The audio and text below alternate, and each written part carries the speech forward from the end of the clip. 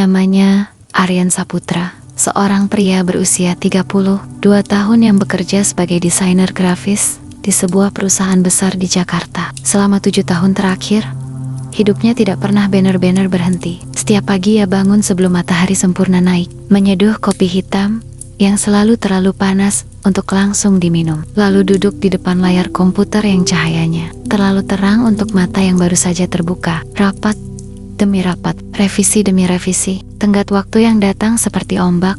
Begitu satu selesai, yang berikutnya sudah menanti di tepi pantai. Lebih tinggi, lebih deras. Ia tinggal di apartemen lantai 12 di kawasan Sudirman. Dari jendelanya, ia bisa melihat gedung-gedung lain yang sama-sama penuh dengan orang-orang seperti dirinya. Orang-orang yang lupa kapan terakhir kali mereka duduk diam tanpa tujuan. Suara kota adalah teman tidurnya setiap malam. Klakson yang tak sabar, mesin pendingin udara yang berdengung, sesekali suara tawa dari bar di lantai bawah gedung seberang. Pada suatu malam di pertengahan November, ketika hujan turun deras dan petir menambar-niambar di kejauhan, Aryan duduk sendirian di meja kerjanya. Layar komputer menampilkan file desain yang belum selesai. Kursornya berkedip-kedip, menunggu. Tangannya ada di atas keyboard, tapi jari-jarinya tidak bergerak. Ia hanya menatap. Matanya terasa berat seperti batu, tapi otaknya justru terlalu penuh untuk membiarkannya beristirahat. Kapan terakhir kali aku benar-benar tidur? Pekernya, bukan tidur dalam arti sekadar menutup mata selama beberapa jam, tapi tidur yang sungguh-sungguh. Tidur yang membuat seseorang bangun dengan perasaan bahwa dunia adalah tempat yang baik, bahwa udara pagi hari adalah hadiah, bahwa ada alasan untuk tersenyum sebelum kopi pertama selesai diseduh. Ia tidak ingat. Teleponnya bergetar. Sebuah pesan dari ibunya di Yogyakarta. Nak, kalau capek, pergilah ke Danau Biru. Rumah Pak Dehendra masih kosong. Kuncinya ada di bawah pot tanah liat di teras. Pak D bilang boleh dipakai kapan saja. Aryan membaca pesan itu 2 kali. 3 kali. Lalu ia menutup laptopnya untuk pertama kalinya dalam berbulan-bulan. Sebelum jam kerja selesai, Danau Biru terletak di sebuah lembah kecil di kaki Gunung Sindoro, sekitar 4 jam perjalanan dari Yogyakarta. Aryan tidak terlalu ingat tempatnya dengan jelas. Ia pernah ke sana sekali saat masih berumur 11 tahun, ikut bersama keluarga besar saat liburan sekolah. Yang ia ingat hanyalah warna airnya yang benar-benar biru kehijauan seperti batu pirus, dan suara katak yang bernyanyi sepanjang malam. Ia berangkat keesokan harinya sebelum fajar dengan 1 tas ransel berisi pakaian untuk seminggu, sebuah buku yang sudah setengah tahun tidak ia sentuh, dan sekotak kopi sachet yang ia beli tergesa-gesa di minimarket bawah apartemen. Tidak ada laptop. Ia sengaja meninggalkannya hati-hati. Perjalanan dengan bus dari Kampung Rambutan terasa seperti mimpi yang lambat. Aryan duduk di kursi dekat jendela, menatap jalanan yang perlahan berubah dari gedung-gedung beton dan lampu neon menjadi sawah yang luas membentang, lalu perbukitan yang hijau berlapis-lapis seperti kain sutra yang dilipat dengan hati-hati. Sesekali ia tertidur sebentar, dan setiap kali membuka mata, pemandangan di luar jendela selalu lebih hijau dari sebelumnya. Di terminal kecil Wonosobo, ia naik ojek yang dikendarai oleh seorang bapak tua bernama Pak Darto, seorang pria kecil dengan topi jerami dan senyum yang lebar meskipun giginya sudah tidak lengkap. Mau ke Danau Biru, Mas? Tanya Pak Darto ketika Aryan menyebutkan tujuannya. Wah, sudah lama tidak ada tamu ke sana. Biasanya sepi setelah September. Memang sekarang tidak ada orang di sana, Pak. Ada 1-2 rumah penduduk di pinggir danau, tapi kebanyakan sudah pindah ke kota. Pak Darto mengemudikan motornya melewati jalan yang semakin sempit, berkelok-kelok di antara dinding tebing dan pohon-pohon yang tinggi menjulang. Tapi justru itu yang bagus, Mas.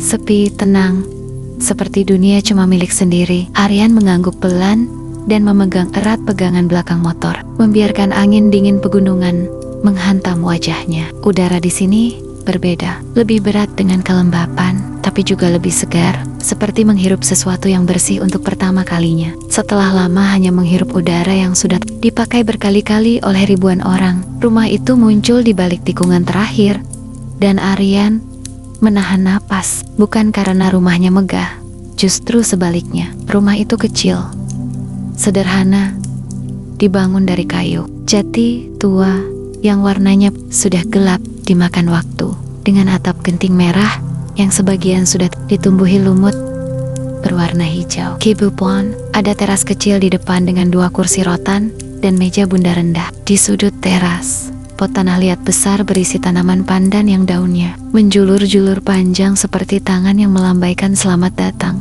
Tapi yang membuat Aryan menahan napas adalah apa yang ada di belakang rumah itu. Dan airnya berwarna biru kehijauan, persis seperti yang ia ingat dari masa kecil. Tapi kali ini terasa lebih nyata, seperti sesuatu yang hanya bisa ada dalam mimpi yang sangat baik. Permukaan danau yang tenang memantulkan langit. Sore yang mulai berwarna jingga di ujung barat, dan di sekelilingnya bukit-bukit hijau berdiri seperti tembok raksasa yang melindungi sesuatu yang berharga. Sampai Mas, kata Pak Darto, mematikan motornya. Lalu ia ikut menatap danau sebentar dengan ekspresi seseorang yang sudah ribuan kali melihat pemandangan itu tapi tidak pernah bosan. Cantik ya, danau ini tidak pernah berubah sejak saya kecil. Ya seperti ini terus. Aryan turun dari motor dengan kaki yang sedikit gemetar. Bukan karena takut, tapi karena ada sesuatu di dadanya yang terasa longgar tiba-tiba. Seperti simpul yang sudah lama terlalu kencang, perlahan-lahan mulai mengendur. Terima kasih Pak. Pak Darto menerima ongkos dengan anggukan kecil. Kalau butuh apa-apa, rumah saya di bawah bukit yang ada kandang ayamnya. Malam di sini dingin.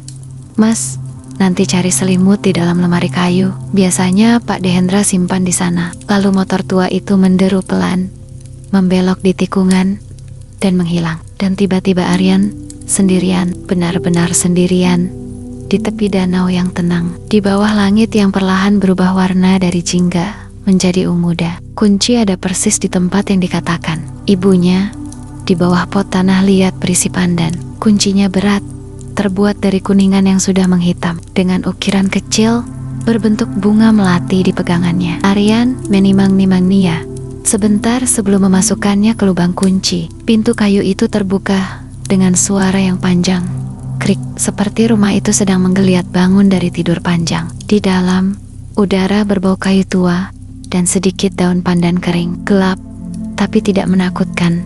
Lebih seperti kegelapan yang hangat. Kegelapan yang sudah lama menunggu dengan sabar. Aryan meraba dinding mencari saklar lampu. Dan ketika lampu kuning temaram di langit-langit menyala, ia bisa melihat ruangannya. Ruang tamu yang kecil dengan lantai kayu yang sedikit berderit. Sofa panjang, berbahan beludru hijau tua yang sudah sedikit pudar. Sebuah lemari kayu besar dengan ukiran burung di pintunya. Meja makan kecil untuk 2 orang. Dan jendela besar menghadap danau yang kacanya sedikit berembun di tepinya. Di atas meja makan, ada sebuah vas keramik biru berisi ban kebun gak kering yang masih cantik meskipun sudah lama tidak segar. Di sampingnya, sebuah catatan kecil ditulis tangan dengan tinta hitam. Untuk siapapun yang mampir ke sini, beras ada di dapur, kayu bakar ada di samping rumah, dan teh kering ada di toples merah di atas kompor.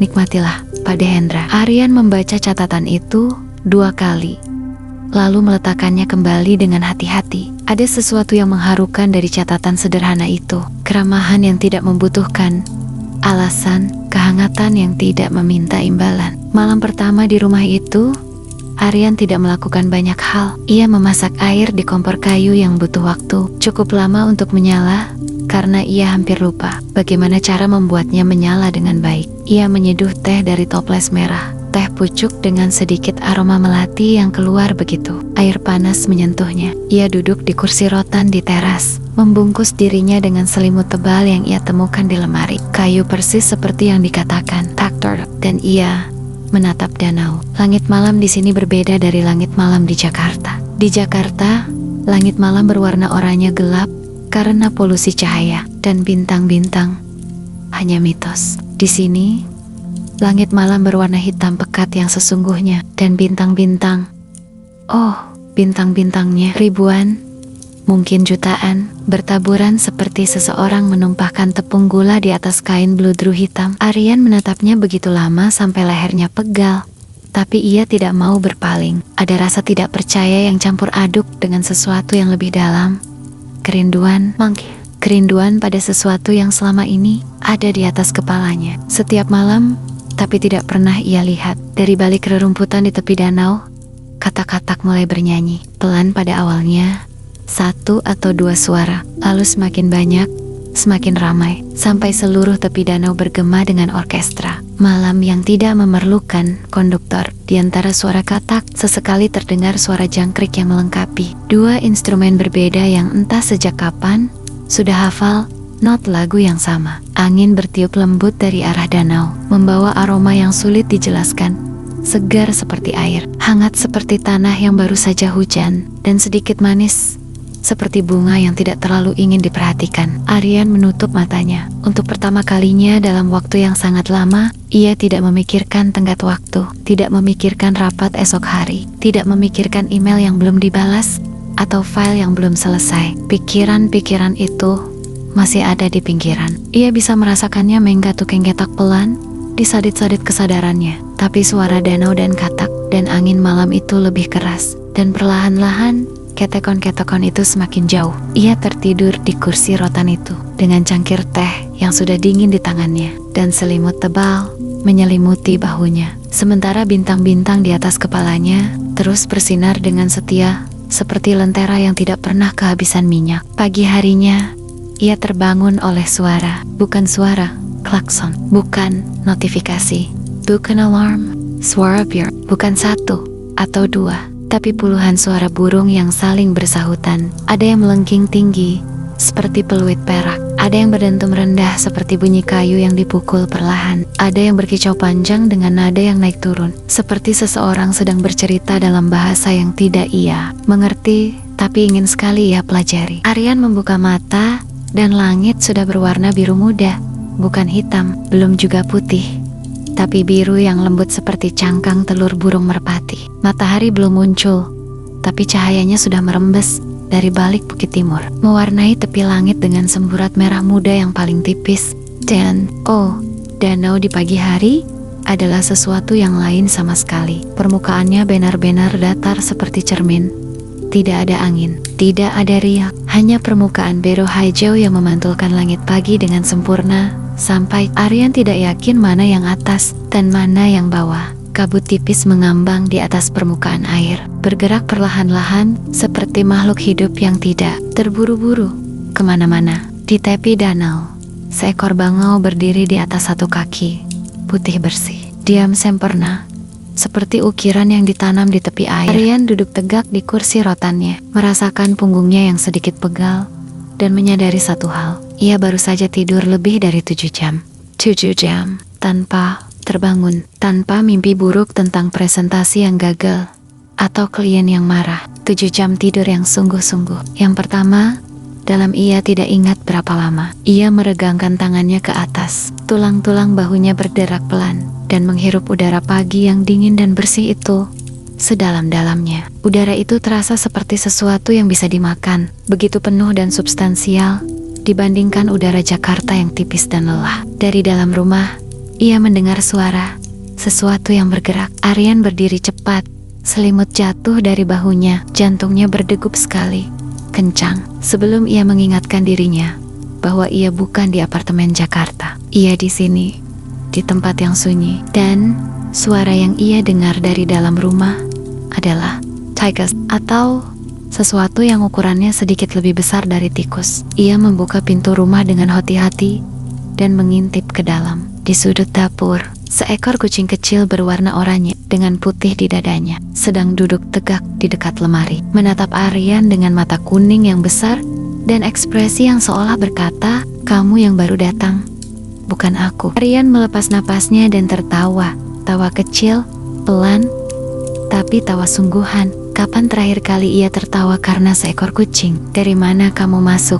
Tanya. Kucing itu mengedipkan satu mata, lalu berjalan dengan anggun menuju jendela dapur yang ternyata terbuka sedikit di bagian bawahnya. Ia melompat keluar, menoleh sekali ke arah Aryan dengan ekspresi yang sulit dibaca, lalu menghilang ke semak simek di samping rumah. Aryan berdiri di dapur itu, masih tersenyum, dan mulai menyalakan kompor kayu untuk memasak air. Hari pertamanya di Danau Biru baru saja benar-benar dimulai.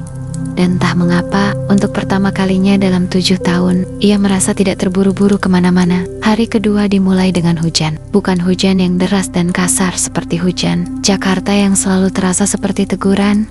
Hujan yang memaksa semua orang berlari mencari atap, yang membuat jalanan banjir dan kemacetan semakin parah. Hujan di Danau Biru turun dengan cara yang berbeda. Ia datang pelan-pelan, seperti seseorang yang mengetuk pintu dengan sopan sebelum masuk. Pertama-tama hanya beberapa tetes yang jatuh di atas daun-daun pisang di samping rumah, berbunyi tik, tik, tik, tik, dengan jarak yang cukup jauh satu sama lain. Seolah hujan itu sendiri masih menimbang-nimbang apakah ia benar-benar ingin turun. Aryan sedang merebus air untuk teh pagi ketika ia mendengar suara pertama itu. Ia berhenti mengaduk dan mendengarkan tik, tik, tik, lalu tik, tik, tik, tik.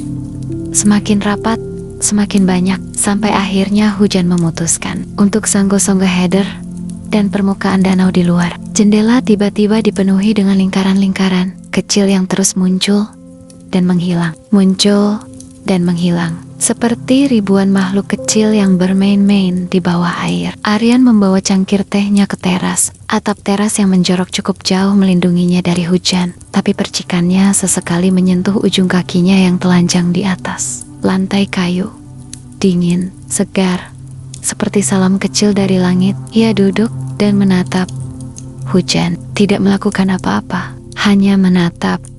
Di Jakarta, tidak melakukan apa-apa adalah kemewahan yang selalu terasa seperti dosa. Setiap detik yang dihabiskan tanpa produktivitas adalah detik yang terbuang, waktu yang dicuri dari daftar hal-hal yang harus diselesaikan. Bahkan ketika ia beristirahat di apartemennya, selalu ada layar yang menyala, selalu ada notifikasi yang berkedip, selalu ada suara latar dari podcast atau musik atau video yang mengisi keheningan sebelum keheningan itu sempat betul-betul hadir. Di sini, keheningan datang sendiri.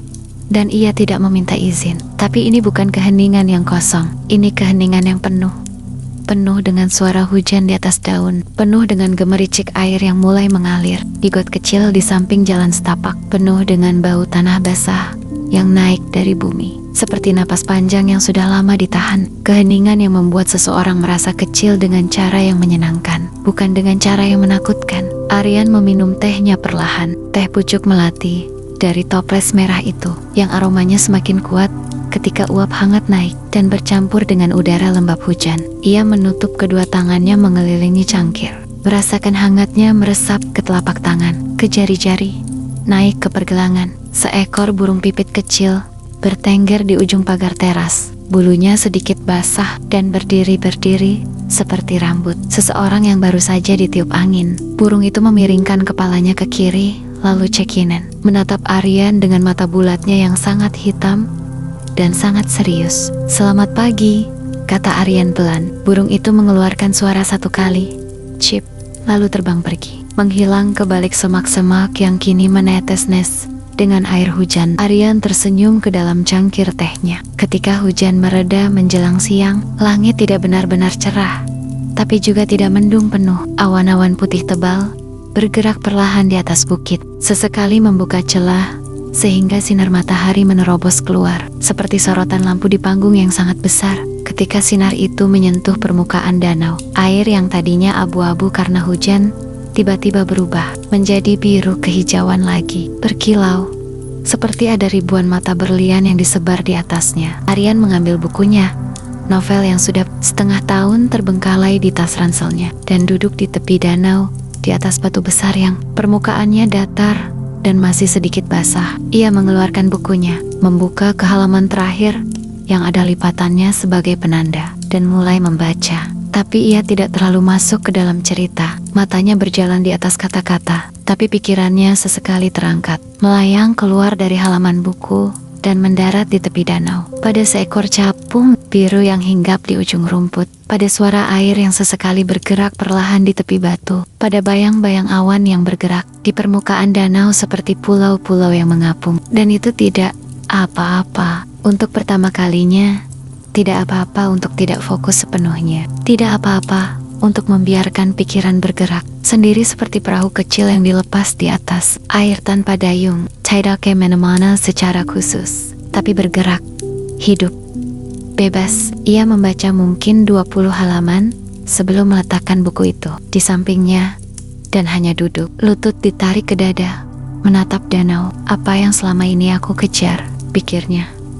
Bukan dengan kepanikan biasanya, tapi dengan ketenangan seorang pengamat yang duduk jauh dari panggung dan akhirnya bisa melihat pertunjukan secara keseluruhan. Ia berpikir tentang 7 tahun itu, 7 tahun yang berlari, promosi demi promosi, proyek demi proyek, pencapaian yang ia tulis di CV, tapi tidak pernah banner-banner ia rasakan. Setiap kali sesuatu selesai, setiap kali satu target tercapai, matanya sudah menatap target berikutnya. Seperti seseorang yang berlari di atas treadmill dengan kecepatan yang terus meningkat. Yakin bahwa kalau ia berlari cukup cepat, ia akan sampai di suatu tempat. Tapi treadmill tidak membawa kemana-mana. Di tepi danau ini, duduk di atas batu yang masih dingin dan basah, dengan angin yang menyentuh rambut dan wajahnya dengan lembut, Aryan merasa untuk pertama kalinya bahwa ia tidak perlu sampai di mana-mana, bahwa ada sesuatu yang berharga hanya ada dalam duduk di sini, sekarang,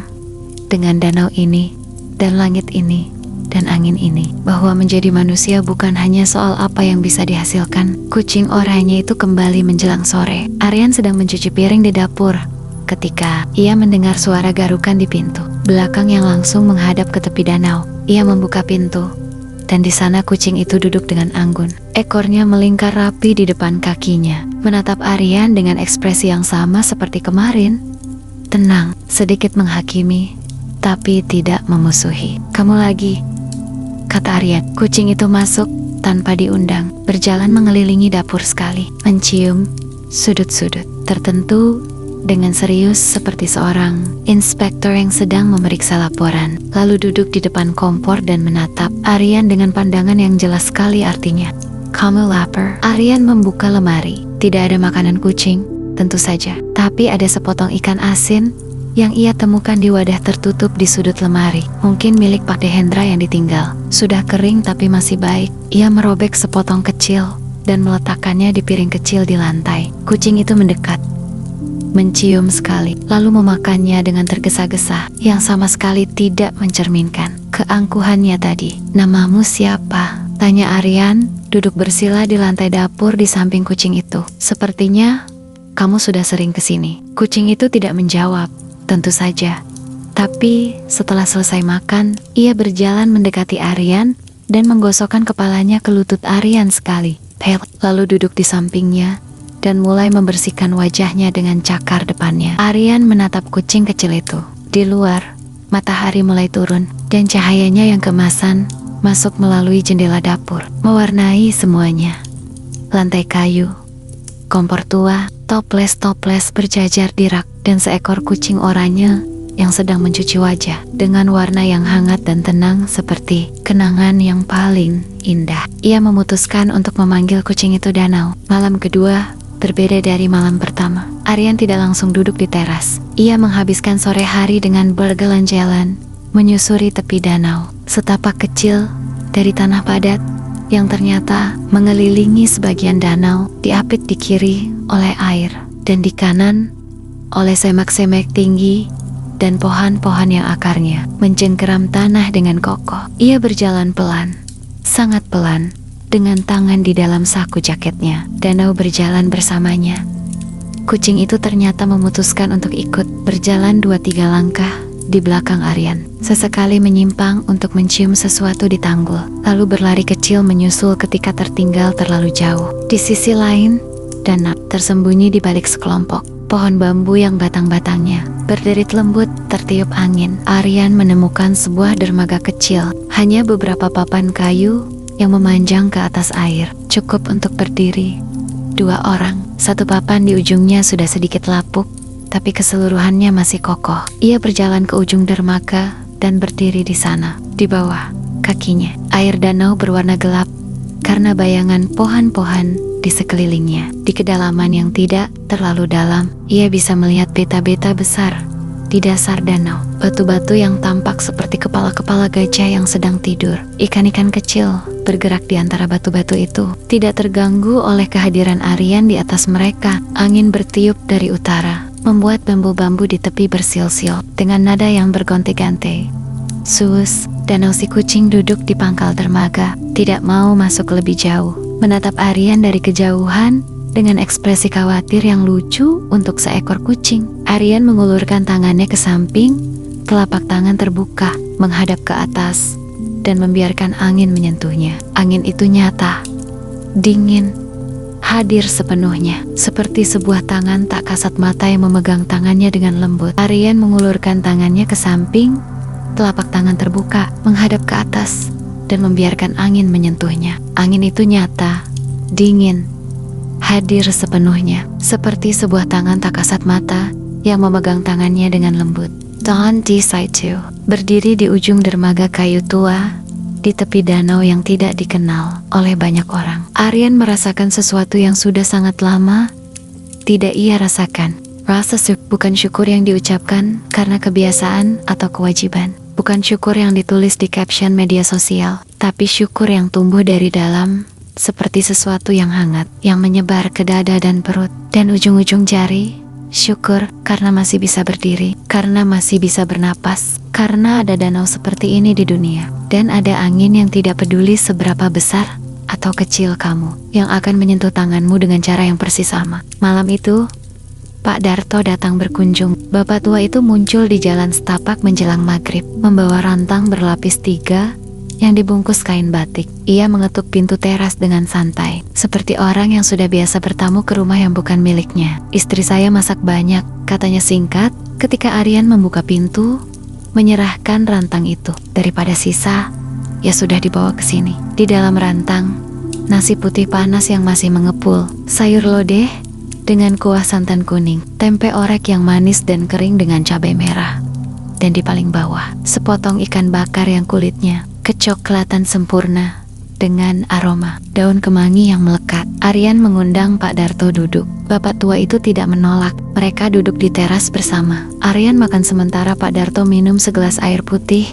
yang Aryan ambilkan, dan mereka berbicara, atau lebih tepatnya, Pak Darto berbicara dan Aryan mendengarkan. Pak Darto bercerita tentang danau itu, tentang bagaimana dulu 30 tahun yang lalu masih ada belasan keluarga yang tinggal di tepi danau ini. Ada pasar kecil setiap minggu pagi di bawah pohon beringin besar yang sekarang sudah tidak ada. Pohon itu tumbang dalam badai 10 tahun lalu. Ada acara bersih danau setiap tahun, di mana seluruh penduduk akan turun ke tepi air, membawa sesajen bunga dan berdoa bersama, lalu membersihkan sampah yang terbawa arus. "Sekarang tinggal saya dan Bu Sari di ujung sana," kata Pak Darto, menunjuk ke arah selatan dengan dagunya. "Anak-anak sudah pergi semua, ada yang ke Semarang, ada yang ke Jakarta. Kata mereka di sini tidak ada masa depan." Ia tertawa kecil, tawa yang tidak pahit. Anehnya, tawa seseorang yang sudah lama berdamai dengan kenyataan. "Mungkin benar, tapi saya tidak bisa pergi. Saya sudah terlalu jadi bagian dari danau ini. Atau mungkin danau ini yang sudah jadi bagian dari saya." Aryan mendengarkan, sesendok nasi tertahan di tangannya. "Bapak tidak kesepian, Cani?" Pak Darto berpikir sebentar. Benar-benar berpikir, bukan sekadar menjawab dengan refleks. "Kesepian itu ada, Mas. Tidak bohong, tapi kesepian di sini berbeda. Di kota, kata orang, banyak orang di mana-mana tapi tetap kesepian. Di sini, saya sendirian, tapi tidak pernah benar-benar sendirian." Ada angin. Ia menghirup udara malam dalam-dalam. Ada hal-hal yang tidak bisa diajak ngobrol, tapi bisa diajak diam bersama. Dan diam bersama itu kadang lebih dalam dari percakapan panjang. Aryan meletakkan sendoknya. Ia memikirkan berapa banyak hubungan di hidupnya, dengan teman, dengan rekan kerja, bahkan dengan keluarganya, yang dipenuhi dengan kata-kata, dengan rencana, dengan hal-hal yang harus dibicarakan, tapi tidak pernah benar-benar diam bersama dengan nyaman. "Mas, dari Jakarta ya?" tanya Pak Darto, memecah keheningan yang sejenak tercipta. "Iya, Pak."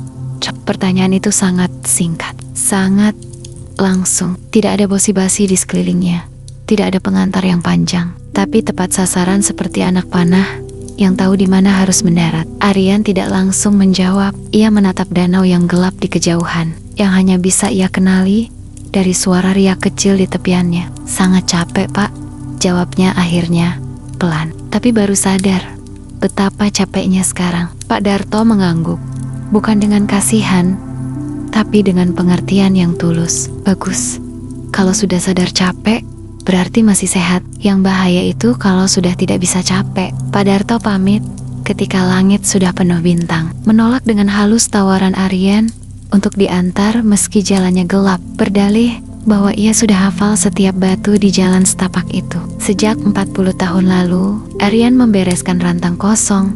Ia menghabiskan semuanya, termasuk sampai butir-butir nasi yang terakhir, dan mencucinya dengan air yang dingin di dapur. Danau si kucing duduk di atas lemari, menatap proses mencuci piring itu dengan penuh perhatian. "Kamu mau tidur di sini malam ini?" tanya Aryan kepada kucing itu. Kucing itu mengedipkan mata sekali dan tidak bergerak dari tempatnya. "Baik, anggap saja rumahmu sendiri." Aryan menyiapkan tempat tidurnya, kasur tipis di kamar kecil yang menghadap danau, dengan selimut tebal yang berbau sedikit kapur berus, tapi hangat sekali. Ia membuka jendela kamar sedikit, tidak terlalu lebar, cukup untuk membiarkan udara danau masuk beserta suaranya. Berbaring di atas kasur itu, menatap lengget-lengget kayu yang gelap, Aryan bisa mendengar semuanya dengan jelas. Suara katak yang bernyanyi di tepi danau, ratusan suara yang menyatu menjadi satu lagu panjang yang berulang dan berulang seperti doa yang sudah dihafal di luar kepala. Suara angin yang menyapu permukaan air dan naik ke bukit, membuat daun-daun bambu gemerisik seperti bisikan. Suara jangkrik yang mengisi jeda-jeda di antara suara katak, seperti tanda baca dalam kalimat yang panjang. Sesekali, suara riak air yang sangat kecil, mungkin ikan yang naik ke permukaan, mungkin batu kecil yang jatuh, mungkin hanya air yang bergerak karena kebiasaannya sendiri. Dan di antara semua suara itu, suara napasnya sendiri, masuk, keluar,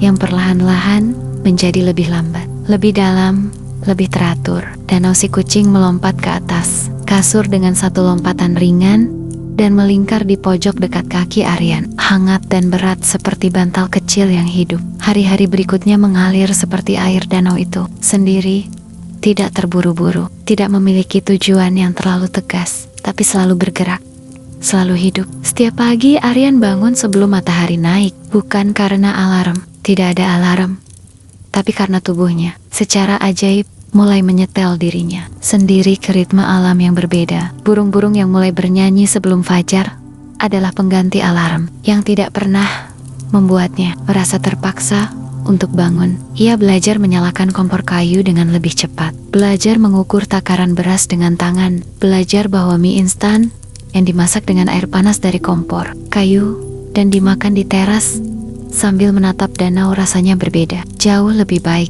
dari mie instan yang sama yang dimakan di depan laptop di apartemen. Ia berjalan setiap hari, mengelilingi danau atau menaiki jalan setapak ke bukit di belakang rumah sampai ia bisa melihat danau dari ketinggian. Sebuah lingkaran biru kehijauan yang tenang di tengah lembah yang hijau, dikelilingi bukit-bukit seperti ibu yang memeluk anaknya. Dari ketinggian itu, untuk pertama kalinya, ia bisa melihat betapa kecilnya rumah kecil itu, sepetak atap merah di tepi air, hampir tersembunyi di antara pohon-pohon, dan betapa kecilnya ia sendiri, manusia yang selama bertahun-tahun merasa bahwa beban yang ia bawa adalah beban terbesar di dunia. Tapi dari sini, semua itu tampak kecil, bukan dengan cara yang meremehkan, tapi dengan cara yang membebaskan. Masalah-masalah yang selama ini terasa seperti dinding beton yang memenuhi seisi ruangan, ternyata kalau dilihat dari ketinggian yang tepat, hanyalah beta-beta kecil di tepi jalan yang bisa dilewati. Bahkan mungkin bisa dijadikan pijakan. Di hari ke-6, surat dari kantornya masuk melalui WhatsApp. Pesan dari atasannya meminta konfirmasi tentang proyek baru yang akan dimulai minggu depan. Aryan membaca pesan itu di tepi danau. Dengan danau si kucing duduk di sampingnya, ia menunggu perasaan panik yang biasanya datang, denyutan di dada, kepala yang langsung penuh dengan daftar hal yang harus dikerjakan, rasa bersalah karena telah pergi, dan rasa takut karena harus kembali. Tapi perasaan itu tidak datang, atau lebih tepatnya, datang, tapi jauh lebih kecil dari biasanya, seperti suara yang sama, tapi didengar dari jarak yang lebih jauh. Ia membalas pesan itu dengan singkat dan tenang, akan konfirmasi Senin depan. Lalu ia meletakkan teleponnya menghadap bawah di atas batu di sampingnya dan kembali menatap danau. Ada sesuatu yang ia pahami selama seminggu ini, sesuatu yang tidak bisa diajarkan oleh seminar produktivitas manapun, tidak bisa didapat dari buku-buku manajemen. Waktu yang selama ini memenuhi rak di apartemennya, sesuatu yang hanya bisa ditemukan di tempat seperti ini, di ketenangan yang cukup dalam untuk membiarkan seseorang mendengar suaranya sendiri bahwa istirahat bukan hadiah yang harus dimenangkan setelah lelah yang cukup. Istirahat adalah kebutuhan yang sama pentingnya dengan makan dan bernapas. Bahwa diam bukan kemalasan. Diam adalah tempat di mana hal-hal yang paling penting dalam hidup seseorang bisa akhirnya terdengar. Karena selama ini mereka sudah lama berbisik, tapi selalu tertutup oleh keributan yang kita buat sendiri. Malam terakhirnya di Danau Biru, Aryan duduk di dermaga kecil di sisi lain danau. Ia membawa serta selimut tebalnya, segelas teh terakhir dari toples merah yang kini sudah hampir habis, dan danau si kucing yang mengikutinya sampai ke tepi dermaga. Kali ini memberanikan diri berjalan sedikit lebih jauh dari biasanya, meski tetap berhenti 2 langkah sebelum ujung. Duduk di sana dengan ekor bergerak pelan seperti pendulum, jam yang sedang berjalan lambat. Langit malam itu luar biasa bersih, tidak ada awan. Bima Sakti, galaksi tempat ia dan danau ini, dan Pak Darto, dan ibunya di Yogyakarta, dan semua orang yang pernah ia kenal, tinggal bersama. Tampak jelas sebagai pita putih susu yang membelah langit dari satu cakrawala ke cakrawala yang lain. Aryan menatap ke atas sampai lehernya pegal, dan terus menatap. Danau si kucing berjalan mendekati Aryan, dan duduk tepat di sampingnya. Mannequin tubuh kecilnya yang hangat ke samping paha Aryan, menurunkan tangannya dan mengusap punggung. Kucing itu pelan-pelan merasakan bulu oranye yang halus dan hangat di bawah telapak tangannya. Creak, kata-kata bernyanyi. Angin lewat di atas permukaan danau. Cek-cek, embun malam mulai jatuh dari dedaunan. Di kejauhan, di balik bukit yang gelap, seekor burung hantu mengeluarkan suaranya sekali, panjang, dalam, seperti pertanyaan yang tidak membutuhkan jawaban. Aryan menutup matanya. Ia tidak tertidur. Tidak dulu. Ia hanya duduk dengan mata tertutup dan membiarkan semua suara itu masuk. Membiarkan udara dingin malam itu menyentuh pipinya dan dahinya dan tangannya. Membiarkan dirinya ada, sepenuhnya ada. Di sini, di atas dermaga kayu ini, di tepi danau yang biru ini, di kaki bukit ini, di bawah langit bintang ini, dan perlahan-lahan seperti air yang mengisi wadah kosong dari bawah tanpa suara. Sesuatu yang sudah lama kosong di dalam dirinya mulai terisi kembali. Ia tidak tahu apa namanya. Mungkin kedamaian, mungkin keutuhan, mungkin hanya istirahat yang sesungguhnya. Bukan tidur, tapi istirahat yang jauh lebih dalam dari sekadar menutup mata. Apapun namanya, ia bersyukur. Besok pagi, ia akan pulang ke Jakarta. Akan ada bus yang harus dikejar, jalanan yang ramai, apartemen yang sudah pasti berdebu karena seminggu ditinggal, dan laptop yang menunggu dengan file yang belum selesai. Tapi malam ini masih miliknya sepenuhnya. Aryan membuka matanya, memandang sekali lagi ke langit yang penuh bintang, lalu ke danau yang memantulkannya, lalu ke kucing kecil oranye yang kini sudah tertidur di sampingnya, dengan kepala tersandar di pahanya, bernapas teratur, tenang sempurna. Ia tersenyum, senyum yang tulus, yang tidak membutuhkan alasan, yang hanya muncul karena ada, dan karena hidup, dan karena malam ini. Ada danau dan bintang, dan seekor kucing bernama Danau yang tidur dengan percaya di sampingnya. Lalu Aryan pun, di bawah langit yang paling penuh bintang yang pernah ia lihat, perlahan-lahan menutup matanya, dan membiarkan dirinya jatuh, bukan dengan panik atau ketidakberdayaan, tapi dengan sengaja, dengan lambat, dengan penuh kepercayaan, ke dalam tidur yang paling dalam, paling tenang, dan paling indah yang ia rasakan dalam 7 tahun terakhir. Sementara danau tetap diam di bawah bintang-bintang, menemani seperti yang selalu ia lakukan. Selesai.